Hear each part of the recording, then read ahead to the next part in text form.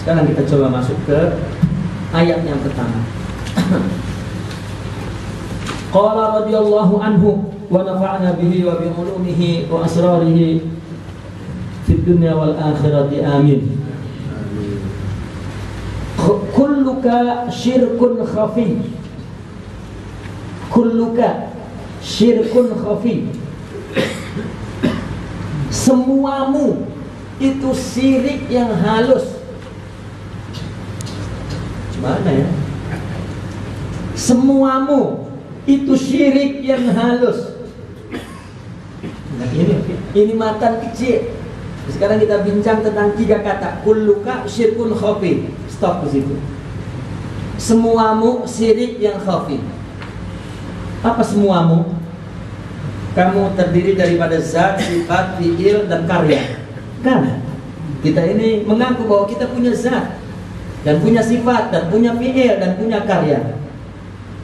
Ini sebuah binaan kita buat. Isinya kita buat. Buku pun kita buat. Ini semua kita buat. Berarti ada karya, ada perbuatan, ada sifat, dan ada zat. Dan Tuhan tak pernah pun buat, kita yang buat semua nih. Nah, kita punya istri kita yang cari. Letih-letih kita cari. Begaduh-begaduh dengan lawan kita. Akhirnya dapat dan menikah. Jerih payah, akhirnya pun ada anak. Dan mereka kita besarkan dari usaha kita. Siang malam kita letih mencari uang. Mana Tuhan?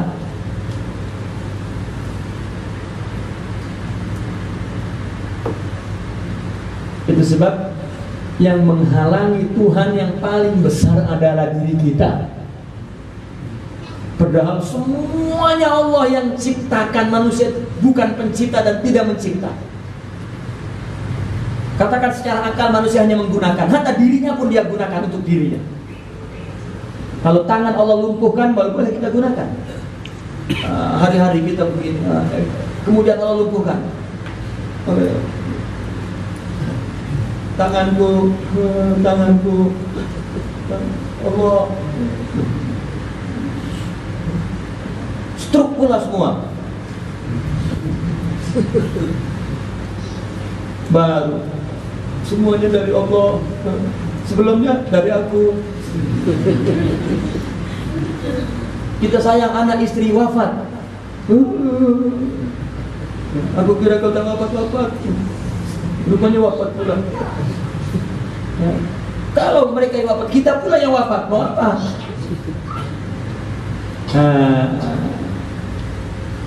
Itu sebab kita menghalangi Tuhan. Bahkan kita merasa ada di samping Tuhan. Coba kata-kata begini tidaklah semua dari Allah. Kita dululah, baru Allah. Nampak betul menurut akal. Tak apa. Ya.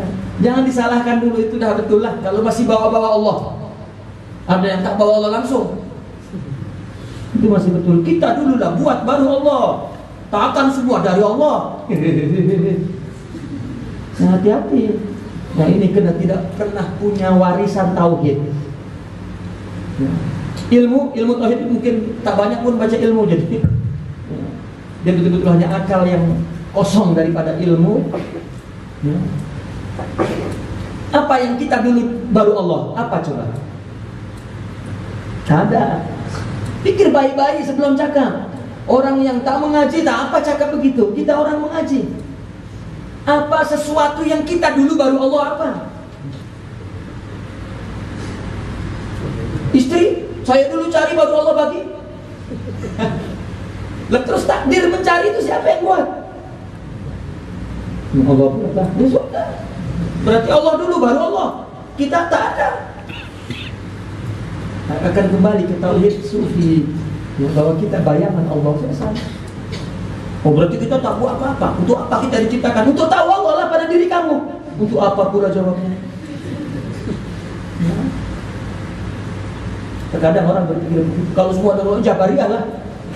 Jabariyah itu akal kamu memandang bahwa ya, kamu memandang bahwa aku adalah hakikat dan ini adalah Allah. Allah memaksa diriku untuk berbuat, itu Jabariyah. Sufi tidak memandang bahwa dia ada hakikat, dia bayangan.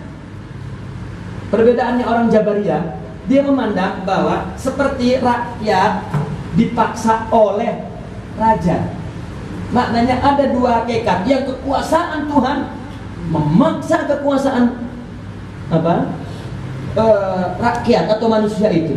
Kita tidak mengaku bahwa kita independen. Ada, kita ada itu adalah karena sifat ada. Nah, kalau begitu apa tujuan kita kalau semua sudah ditentukan? Ya untuk mengenal Allah lah. Kita hidup untuk apa? Wa ma khalaqtul jinna wal insa illa liya'budun, ay illa liya'rifun. Itu ma'rifat.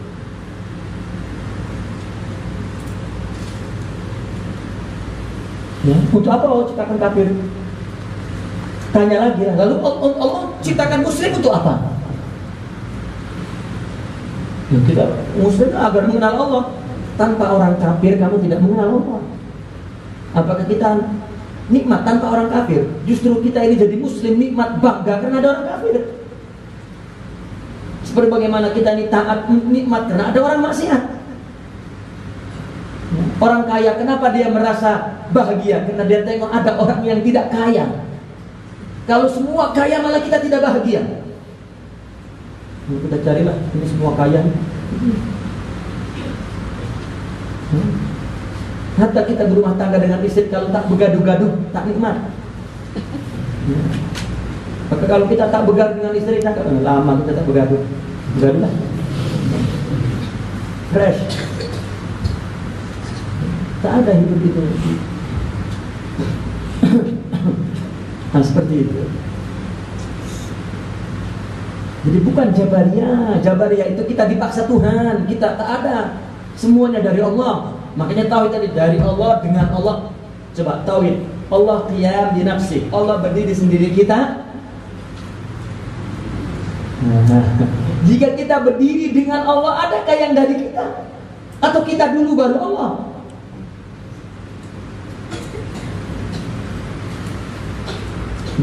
Tidaklah kita perlu mencari istri karena Allah buat, Allah cipta. Kita perlu secara biologis, kita perlu berhubungan dengan lawan jenis. Dan itu Allah ciptakan. Sebabnya kalau aku nak nikah, karena kalau tak aku boleh zina lah. Maknanya Allah bagi sebab keperluan kita untuk cari istri. Dan katanya kan istri sudah ditetapkan, sudah di rahim ibu kita kan. Sesuatu yang Allah tangani, sesuatu Allah pelakunya, sesuatu Allah yang mengaturnya. Kenapa kita jadi pening? Kenapa? Apakah Allah membebankan kita untuk mengurus diri kita? Hah? Apakah kita diajak oleh Allah untuk mengatur diri kita? Tak. Mestinya kita tidur nyenyak, ya, untuk tidak memikirkan diri kita. Hanya memikirkan Allah saja. Mestinya. Lagi mikirkan orang lain seperti anak, istri. Kenapa dipikirkan? Yang kita pikirkan kewajiban kita kepada diri kita, anak kita, istri kita, itu saja.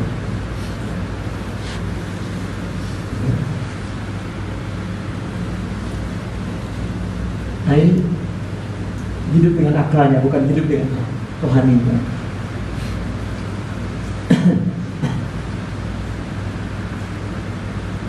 Itu Jabariyah. Jabariyah itu pandangan akal bahwa dia independen.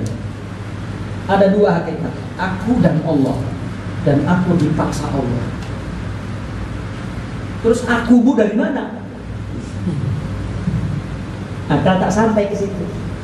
Maka teori sufi mengatakan bukan, manusia itu hanyalah bayangan Tuhan. Jadi tidak ada pemaksaan, yang ada kita hamba Tuhan. Itu sebabnya Nabi Isa mengatakan wa in tu'azzibhum fa innahum ibaduk. Jika engkau menyiksa mereka, karena mereka hambamu. Allah buat tsunami, orang mati berapa ribu tuh di Aceh. Apa kita jawab Allah zalim? Ya. Menghancurkan manusia begitu saja sangat zalim Allah. Zalim. Ini cermin mata saya patah tak kata zalim. Tapi bila cermin mata dia saya ambil zalim. Adakah yang di dunia ini diciptakan oleh bukan Allah? Ya. Jika Allah matikan satu dunia semua, zalim. Nah, zalim.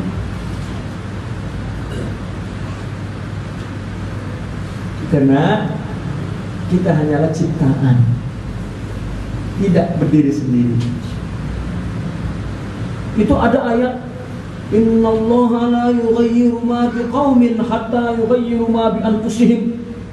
Allah tidak akan merubah, melainkan kita dulu merubah baru Allah. Itu tafsiran dari mana? Itu tafsiran daripada orang-orang liberalisme.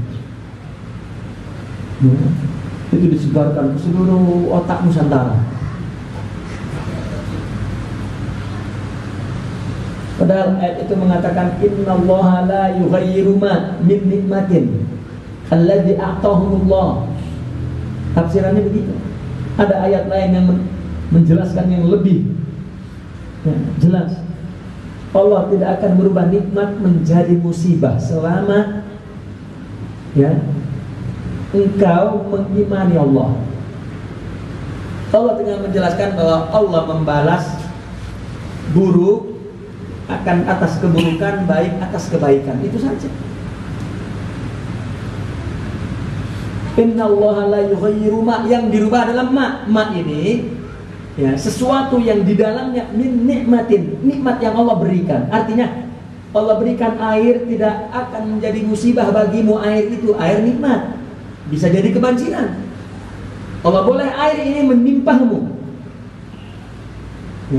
jika engkau tidak gunakan untuk ibadah. Maka Allah tidak akan merubah nikmat ini menjadi musibah selama engkau berada dalam taat. Allah menjelaskan bahwa kekuasaannya, bahwa Allah menyiksa orang yang maksiat, memberi pahala orang yang taat. Dan Allah menjelaskan tentang kekuasaannya semua itu. Sifat adil Allah, sifat pemurah Allah, janji dan ancaman Allah. Sudah. Bukan bercerita tentang bahwa kita dulu berubah baru Allah. Tidak ada ayat itu menjelaskan.